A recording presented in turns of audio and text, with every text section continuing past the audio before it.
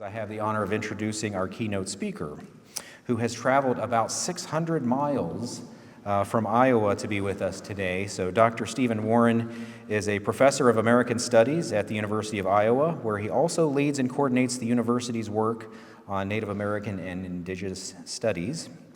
As both a teacher and a scholar, Dr. Warren emphasizes that the past is never safely historical. In the classes he teaches, he asks his students to view academic research with a fresh perspective. That's really important. As avenues for serving the world rather than knowledge that is peculiar and limited to the college classroom. He is also the author of several books. Let me tell you a little bit about that.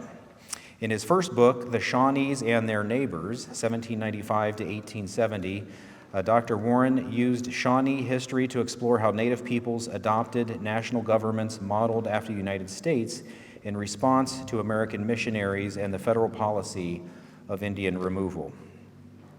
Warren's second book, The Worlds the Shawnees Made, Migration and Violence in Early America, that's 2014, that stitches together archaeology, history, and ethnography to show how Shawnees made a life for themselves at the crossroads of empires and competing tribes, embracing mobility and often moving willingly toward violent borderlands.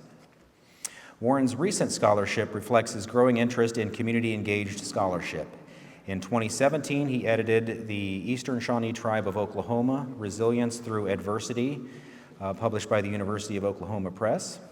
This book was the product of a 3-year tribally directed project funded by the Administration for Native Americans. In April 2018, he co-authored Salvaging the Salvage Anthropologist.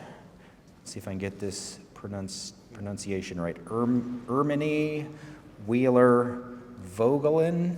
Okay, excellent. Carl Vogelin and the Future of Ethnohistory with Shawnee Tribe Chief and Ohio native Ben Barnes. Dr. Warren's research has been supported by numerous fellowships and grants, including a Mellon Sabbatical Fellowship in 2010 and 11, a Gilder Lehrman Short-Term Residential Fellowship from the John D. Rockefeller Library at the Colonial Williamsburg Foundation, and a Lester J. Kaplan Fellowship in Documentary Editing from the Newberry Library. In 2019, Warren was a consultant and commentator on the WGBH/American Experience documentary, Tecumseh's Vision. So I know you, like me, look forward to hearing from him. So please help me welcome to the podium Dr. Stephen Warren.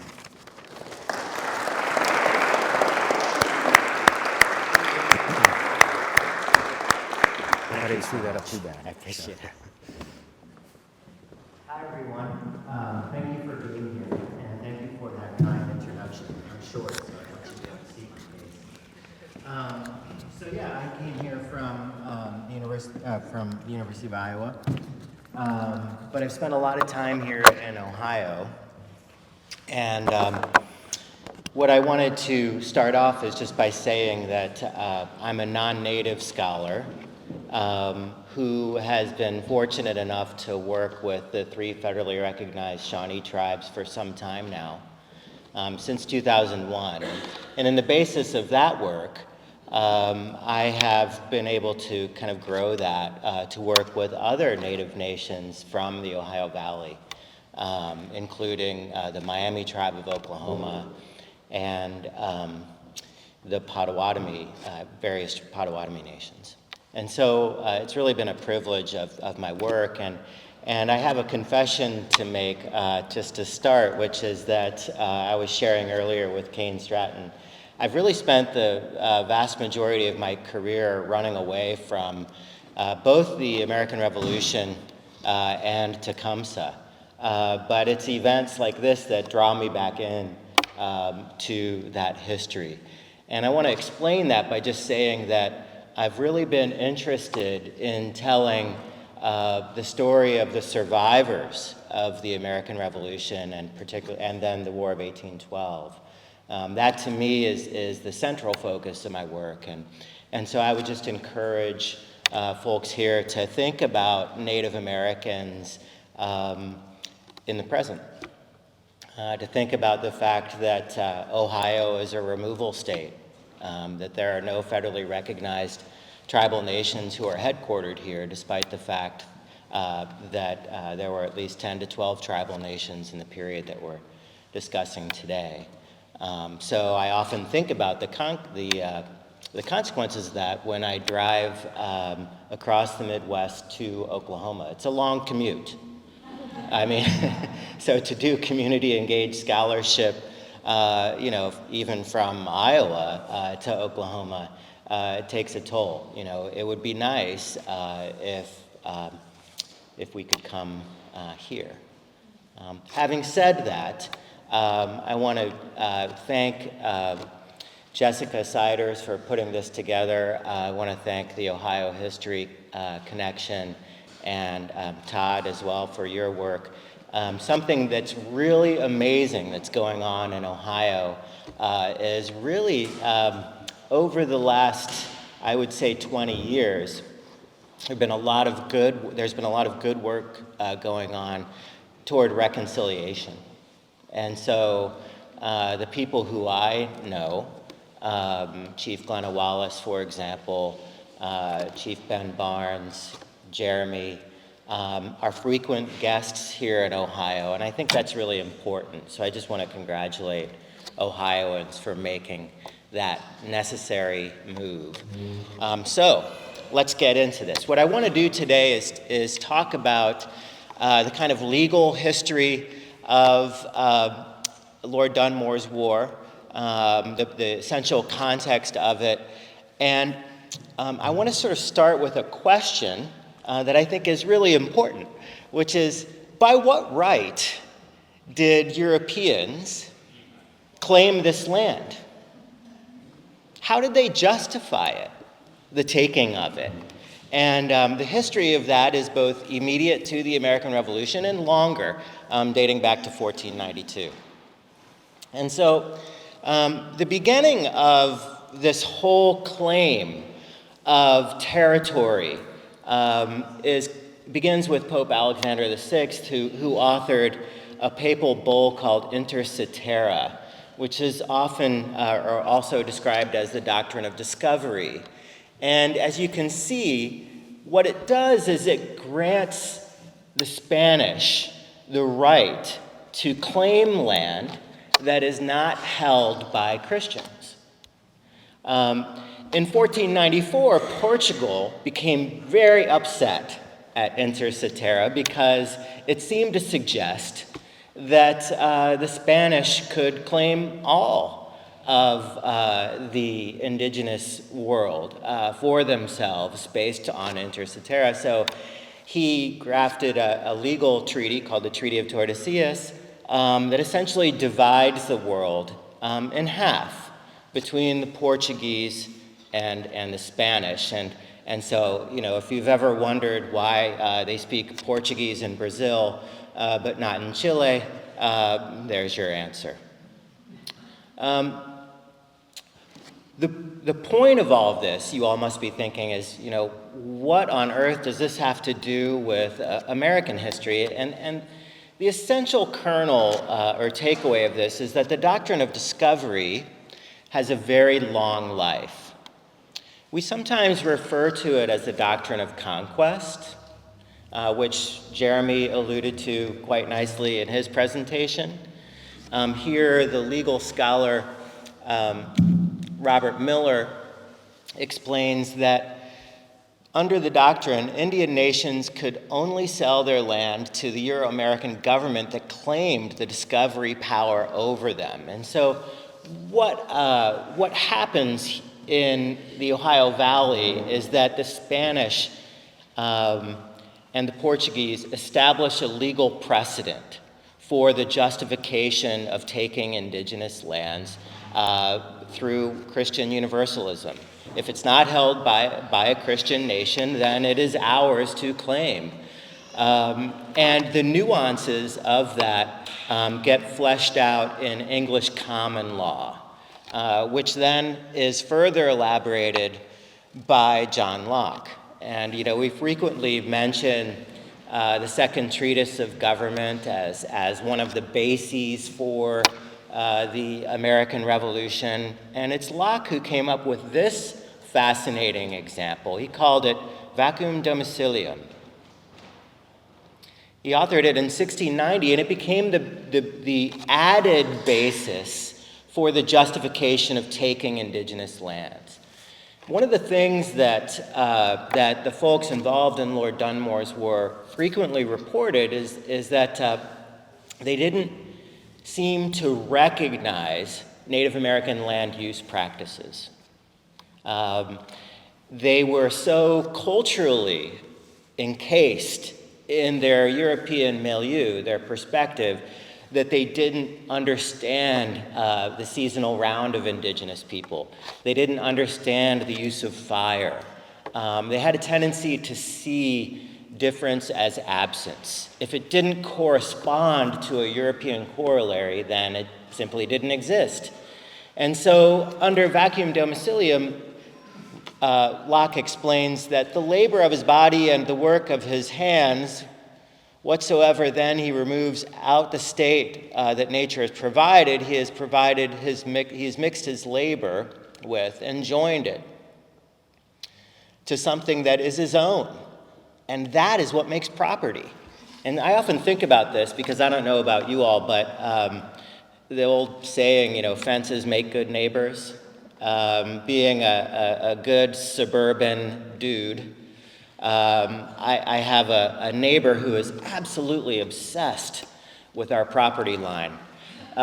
We maintain good terms with each other for the most part, but it's almost like a détente. One of the ways that he likes to measure his property line is by planting trees exactly on the spike, as a way of declaring the difference between my property and his. And so this philosophy of improving your land, of putting structures on it, of erecting fences, these are signs of our fee simple property right. And in our mind, one of the reasons why we are so obsessed with our lawns, for example, is because we want to make that determination clear. This is mine. You see, it's been converted into something useful. So Stuart Banner, who's a legal historian, explains that Revolutionary era lawyers began erasing the long history of indigenous agriculture. And the way they did it is they said to themselves, if they didn't practice agriculture, it would be easier to consider the land unowned and therefore available for the taking. And of course, nothing could be more absurd than this analysis, because Native Americans, according to some scholars, are responsible for roughly 60% of the plant products that we consume today. Not simply the three sisters, corn, beans, and squash, but all manner of potatoes and tomatoes. The list is exhausting, and I won't bore you with it here. But needless to say that indigenous agriculture has a very long and storied career. In North America alone, there were roughly 2,000 different corn varieties, each developed for very specific microclimates. And so one hallmark of the Shawnee tribe that Jeremy didn't reveal to you is that he grows heirloom crops that are indigenous. They're on the ropes. They're struggling for survival because we now eat and consume a very limited variety, but it's thanks to folks like Jeremy that we still have these species of these strains of corn available. So in 1774, so this is the sort of general context of the legal history by which Americans justified the taking of indigenous land, by describing them as essentially roaming over the land, by denying the fact that they practiced agriculture, and by emphasizing the fact that they were not Christian. At the same time, as we know that this is all going on, we have the immediate impact of the Boston Tea Party. It was mentioned at the very beginning of our presentations today. They become known as the coercive acts, but part of those coercive acts was the Boston Port Bill, which is here depicted by Paul Revere, describing the Prime Minister of the British Parliament, Lord North, as raping the Americans, here personified as a Native American woman. So one of the oddities of the American Revolution is that this also marks the beginnings of playing Indian. So as American settlers were conquering indigenous lands and taking it, they also began co-opting and appropriating indigenous identities. The most famous example of this is during the Boston Tea Party, the Sons of Liberty dress as Mohawk Indians to perform the task of throwing the tea into the harbor, despite the fact that everyone knew who they were. They disguised themselves just for fun as Mohawk Indians. But if we take a step back and we think about the Fort Gower resolves, it's a precondition of the American Revolution that has everything to do with the Proclamation of 1763. And so what did liberty mean to the folks in Lord Dunmore's war? It meant, especially for the Virginians, the chance to speculate in indigenous territory. The legal concept behind speculation was called preemption, and it is an extension of the doctrine of discovery.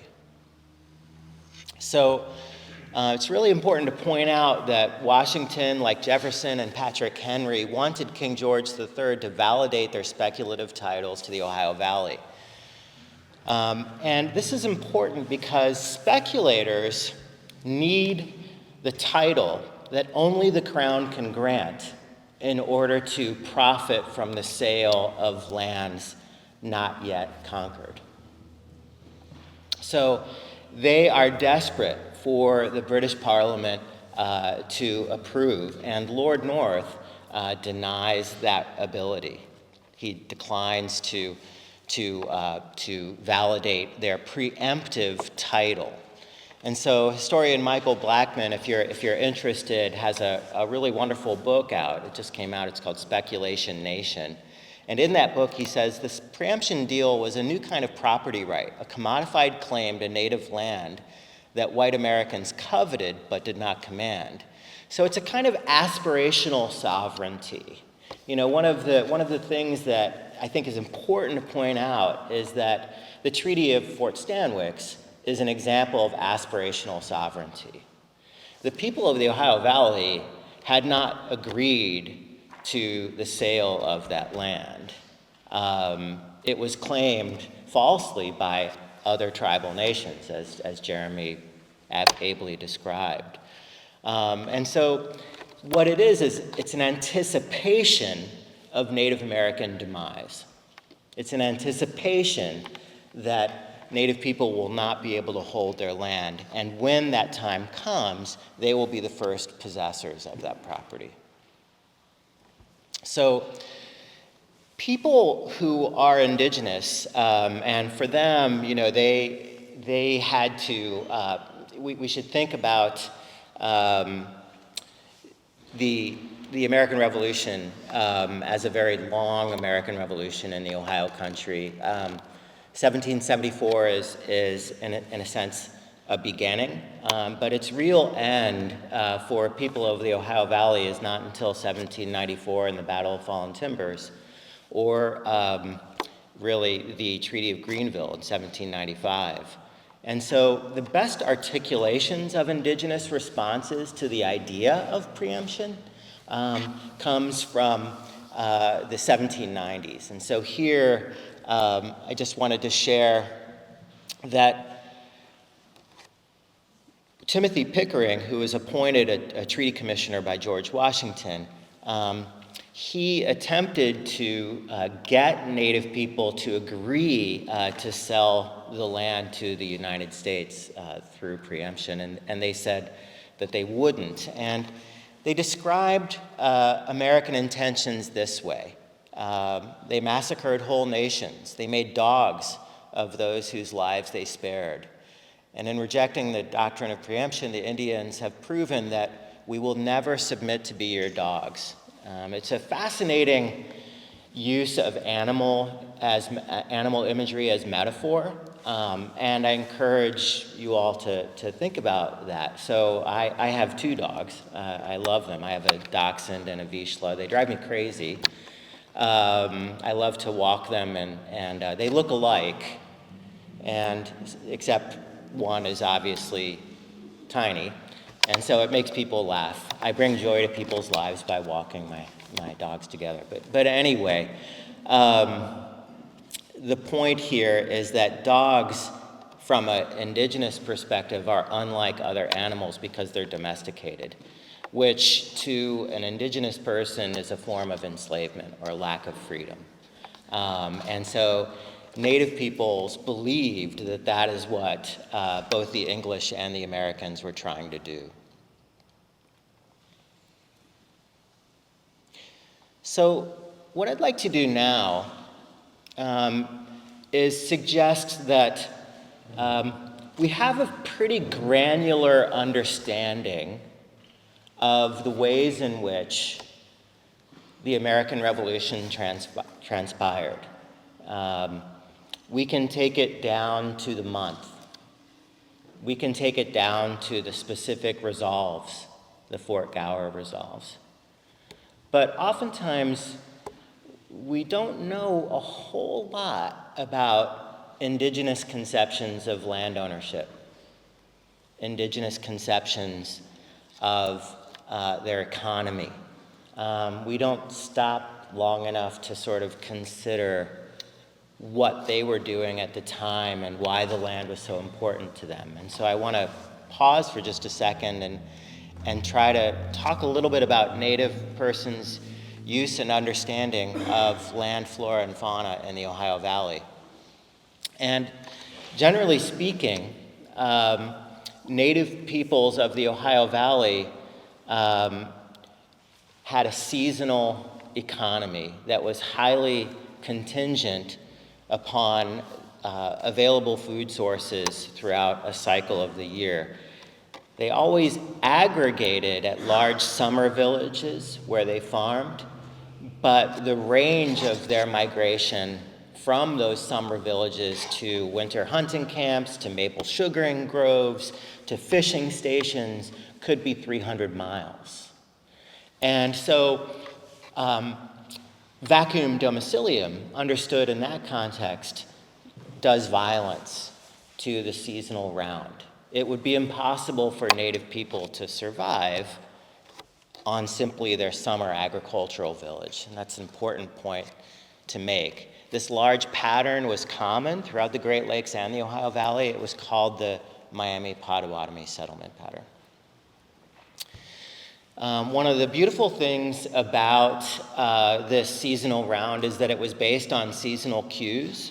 So, for example, after the long winter, the Miami people described, they have a lunar calendar that they used for mapping time, much like the lunar calendar actually at the Newark Earthworks.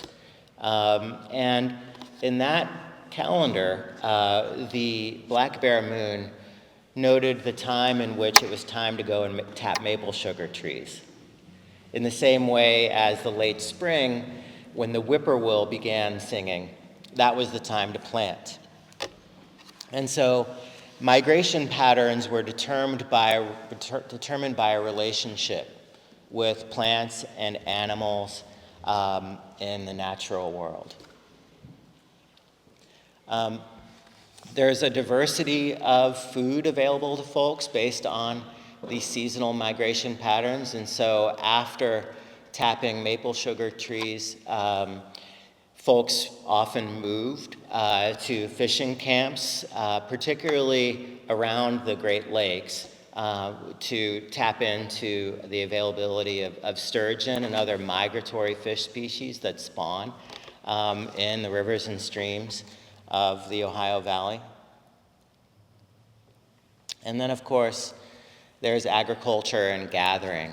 And Jeremy mentioned ginseng. I think one of the fascinating things about Native peoples is their wonderful appreciation of plant life. And obviously, you know, in terms of the way we stereotype indigenous people, we often talk pretty exclusively about the fur trade, when in reality, hunting was a small part of their overall economy. As folks planted Three Sisters gardens, like the one pictured here, they also went out into the landscape and gathered wild plant food sources. So their understanding of the ecology of the Ohio Valley was pretty sophisticated. One of the things that I find remarkable about the Ohio Valley is that it was host to so many tribal nations. And for the most part, the people in the Ohio Valley did not inflict horrific violence on each other, but prior to the American Revolution.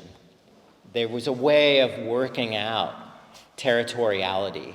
And so one way in which it was worked out is through clan symbols, such as here. And the Moravian missionary John Heckwelder explains that hunters have particular marks which they make on the trees where they strike off from the path to their hunting grounds or place of encampment, which is often at the distance of many miles, yet the women who come from the towns to fetch meat from these camps will as readily find them as if they were conducted to the spot. So, you know, people like Heckwelder were amazed. You know, they frequently got lost in the woods, you know, had no idea what was going on. Native people found their way quite easily, and they often used clan symbols to both denote territoriality and provide clues as to where food had been stored and was in need of being processed. And so it's not, it would be a mistake to say that Native Americans had no sense of property, no sense of territory. That's not true. Territories were governed by clans and families, and this is how that was managed. Something that I find, you know, remarkable. I live in Iowa, and it's not so different from Ohio in the sense that corn and soybeans dominate the landscape. But in Iowa, it seems sort of overwhelming. You know, you drive and there's just nothing, miles and miles and miles of corn and soybeans. And so it's often hard to recall what the natural world in Iowa looked like, to recall what Athens, Ohio was to indigenous people. If we move further west, now I'm confused. I was going to go along with local custom and say Scioto, but now Jeremy's messed me up. Anyway, if we move a little bit further west and get over to the Scioto River Valley, the Scioto was home to an incredible amount of game animals and salt licks that attracted them. The salt was also used to cure meat, and so it became a pretty vitally important part of their economy. And I want to alert you to an excerpt here from Mary Jemison. And what I'd like to get you to read with me is just that she draws a distinction between large animals and beaver, muskrat, and smaller animals. And she basically is saying here that the large animals are hunted mainly for their meat, but the small game animals are hunted mainly for their furs. And so when we think about the fur trade and seasonality, it's important to remember that Native people were engaged in a global economy, but they weren't treating those small game animals, they weren't trading them for cash. They were essentially bartering them. They were receiving European goods in exchange for fur-bearing animals. And this is going to matter because during the American Revolution, again, at these treaty councils, right on the eve of the American Revolution, right on the eve, rather, of the Battle of Fallen Timbers, this excerpt can be found. And this is after, this excerpt is taken, I should remind you all, after two of the greatest military victories of Native people over American armies. In 1790 and 1791, the United States is defeated, first Josiah Harmar's army, and then St. Clair's, one of the largest military defeats of an American army in American history. And so Native people up to 1791 won more battles with Americans than they lost. And they're confident at this period of time. And so at a treaty council, they say, brothers, money to us is of no value, and to most of us unknown. And as no consideration whatever can induce us to sell the lands on which we get sustenance for our women and children, we hope we may be allowed to point out a mode by which your settlers may be easily removed and peace thereby obtained. In the next full paragraph, these Native treaty negotiators say something really amazing, which they say, why don't you take the money and give it to the settlers on our side of the Ohio in exchange for leaving? You know, that would be perfect. And of course, you know, the negotiators refuse. But the point here of this exercise is to say that it's important for us to recognize that indigenous people's relationship with the land was one of relationality. So from their worldview, to sell the land would have been a total disavowal of their entire philosophy concerning the nature of reality. It would have been a betrayal.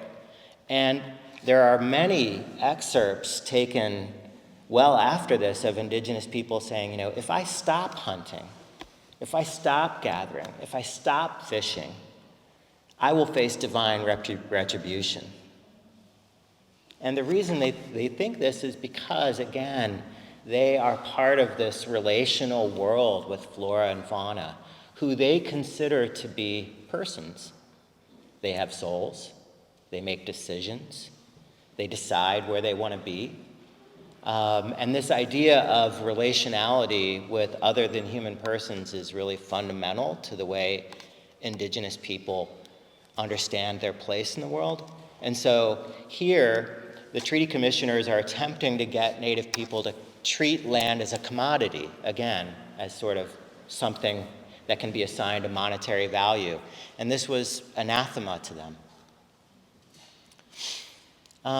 So settler encroachment on the Ohio Valley, viewed this way,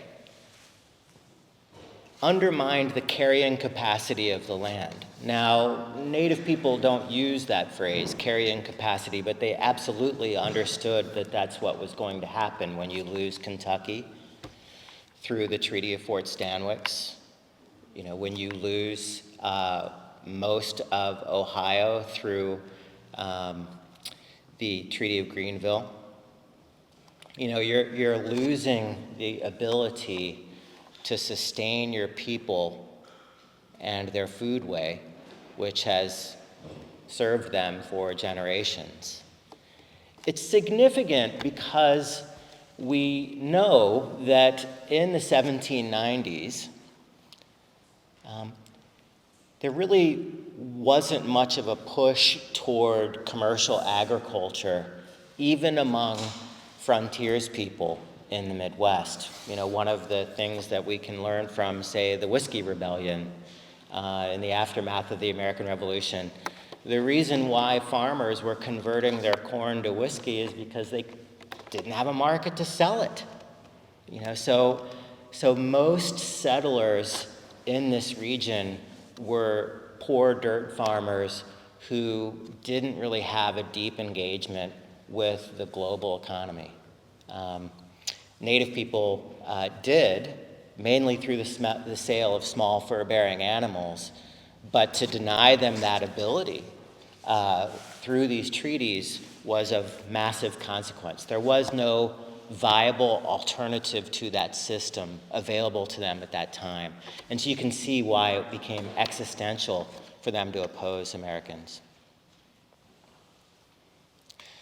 So Gregory Jablonski describes this period of revolutionary America as one of property pluralism, and I really like that idea. You know, we, from our perspective today, imagine fee simple property as the coin of the realm. Those of us who are fortunate to own a home, you know, have that kind of notion of private property, and we know that it's inviolable except in cases of eminent domain. But in this time period, there are many different competing conceptions of the land and who could own it, how it could be bought and sold. And Native people refer to the Ohio Valley as the dish with one spoon.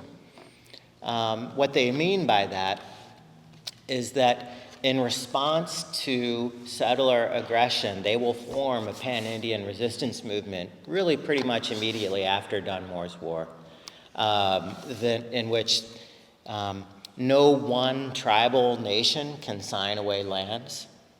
And so this principle in treaty making becomes really, really important to Native conceptions of the law. They describe it as the customs of all the nations, and I quote, the customs of all the nations. And so what they mean by that is, in order for a treaty to be legitimate, we all have to agree to it. And the treaty council has to include women, it has to include children, it has to include young warriors, and they have to be consulted. And so, as you can imagine, after 1768, there's a kind of collective freakout on the part of the United States at the bill. These treaty councils often take place over 2 months. They're incredibly expensive. At the Treaty of Greenville, there were something like 1,500 Native people there for a 2-month period. The cost was astronomical, but the customs of all the nations was adopted in response to the kind of forced coercive treaties that we see in 1774. So what's transpiring here is the end of legal pluralism. The American Revolution decides that land will become a commodity after 1794, and it will end what was a frontier exchange economy, one in which Native people exchanged things like maple sugar, pictured here, or ginseng, or small fur-bearing animals, for European products that were useful, like iron and copper kettles. And so The Battle of Fallen Timbers, which will be the culmination of the events we're studying here, is a kind of a moment in which this indigenous way of knowing the world and participating in the economic system concludes. That's it for me. Thank you.